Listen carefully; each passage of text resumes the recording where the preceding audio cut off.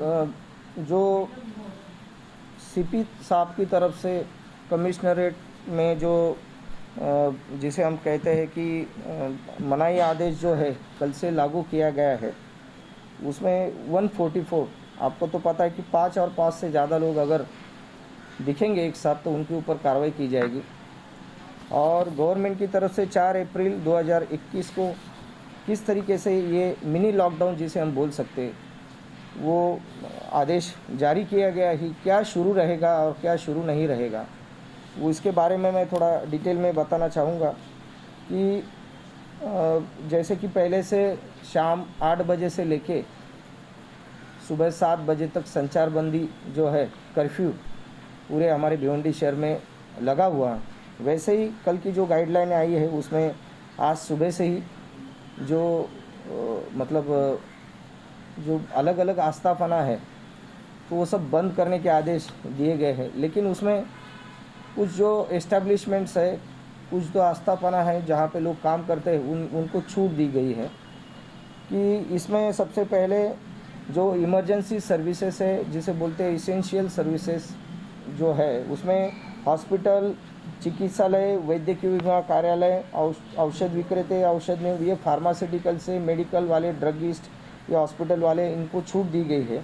वैसे ही किराना, भाजीपाला जो है, ग्रोसरी जो खाने पीने के लिए जो सामान लगता है, वो दुकान जो है, मिठाई, इनको इसमें छूट दी गई है। और जो टैक्सी हमारे यहाँ या ऑटो रिक्शा वगैरह, ऑटो रिक्शा में 2 लोग बैठ सकते हैं, 4 व्हीलर है उसमें आधे लोग बैठ सकते हैं, अगर 8 लोग बैठते हैं तो वहाँ पे 4 लोग बैठ सकते हैं। और बाकी जो गुड्स कैरियर जो है, पावर लूम से रिलेटेड जो कारोबार चलता है उसको उनको छूट दी गई है। उनकी ट्रैवलिंग, उनका गुड्स का जो है उसके लिए शासन ने, गवर्नमेंट की तरफ से छूट दी गई है। पावर लूम जो है वो चल सकते हैं, लेकिन उसमें भी जो पावर लूम में काम करते हैं वो जो मज़दूर है या वहाँ के वर्कर है, सुपरवाइज़र हैं, उन लोगों ने उनका जो है कि वैक्सीनेशन कर लेना ज़रूरी है। दूसरी बात, सैनिटाइजेशन वहाँ उनका प्रॉपर होना चाहिए, वहाँ पे ऑक्सीमीटर रखना ज़रूरी है। जिनको फीवर है, जिनको जिस तरीके से, तो उनको अलग तरीके से रखना ज़रूरी है।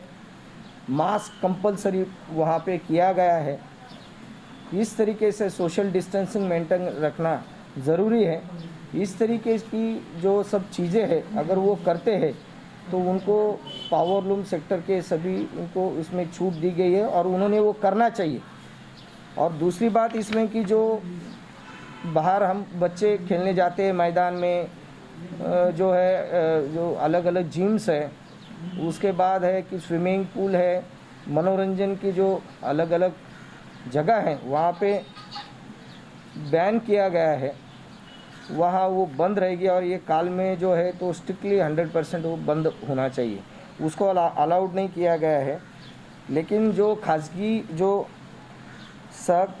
कोऑपरेटिव, खासगी बैंक, शेयर मार्केट, विद्युत वितरण कंपनी, दूरध्वनि सेवा, इस बैंकिंग सेवा देने वाले जो है ये चालू रहेंगे।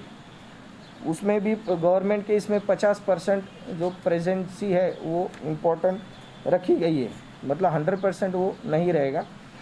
और इसमें जो है वो मैंने जैसे बताया, बार है, जो खाने पीने के जो मतलब शॉप्स है वो बंद रहेंगे, लेकिन उसमें पार्सल सेवा जो है वो चालू रहेगी। लेकिन खाने पीने के जो सभी है वहाँ बैठ के कोई जाके खा नहीं सकता, यानी कि ये भीड़ भाड़ ना हो, इसलिए ये शासन ने कदम उठाया है। होम डिलीवरी, टेक अवे, ये सब चालू रहेगा। और जो होम डिलीवरी करने वाले हैं उन लोगों ने भी, जो घर जाके होम डिलीवरी करते हैं, तो उनको भी वैक्सीनेशन उन्होंने कर लेना ज़रूरी है, ये निर्देश दिए गए हैं। और वो जो जिस तरीके से ये रेस्टोरेंट्स और बार है या ऐसा कुछ करते हैं, उन सभी लोगों ने ध्यान में रखना चाहिए कि आप सभी लोगों का वहाँ के उनके सोशल डिस्टेंसिंग है, वैक्सीनेशन है, मास्क लगाना, ये सब चीज़ें कंपलसरी वो फॉलो करनी है।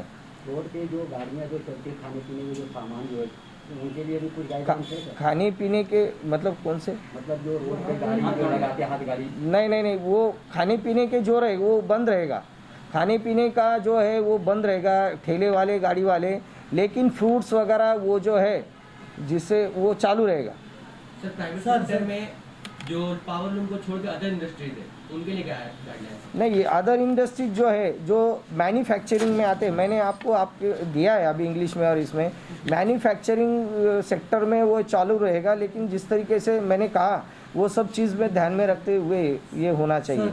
सुबह भेंडी बाजार में इस लॉकडाउन का विरोध हुआ था, काफ़ी दुकानदारों ने इसका विरोध किया। इस तरह से अगर भिवंडी में भी अगर कोई विरोध होता है तो उसके लिए पुलिस क्या करती है? नहीं, इसमें हम उनको पहले समझाने की कोशिश करेंगे।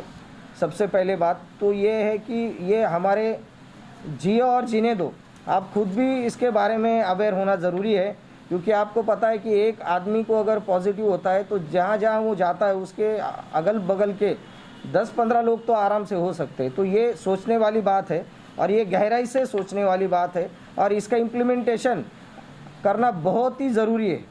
अगर ये नहीं किया वो ठीक है, वो चलता रहेगा उनका काम, लेकिन उसमें जो बूढ़े लोग हैं, बीमार लोग हैं, जिनको बीपी है, डायबिटीज़ है, आपने जो देखा कि दिन ब दिन आंकड़े जो है ये बढ़ते जा रहे हैं, उसको रोकने के लिए ये गवर्नमेंट ने बहुत अच्छा कदम उठाया है, जिससे कि हम जो भिवंडी के पूरे रहवासी है वो भी बच सके, उनके घर के लोग बच सके और सभी जो है अच्छी तरीके से उनका आरोग्य रहने के लिए ये बहुत ज़रूरी है। लॉकडाउन की हद कब तक रहेगी सर? टाइमिंग इसका क्या है, इसको लेकर कंफ्यूजन बहुत है और कब तक? टाइमिंग का तारीख जो आपने देखा होगा, आपको दिया है मैंने, 30 तारीख तक ऐसा है, लेकिन अगर इसमें कुछ लोग अगर समझते हैं, अच्छी तरीके से रिस्पांस देते हैं, तो ये जो है गवर्नमेंट इसके बारे में सोच सकती है और कुछ दिनों के बाद इसकी नई गाइडलाइन जारी हो सकती है।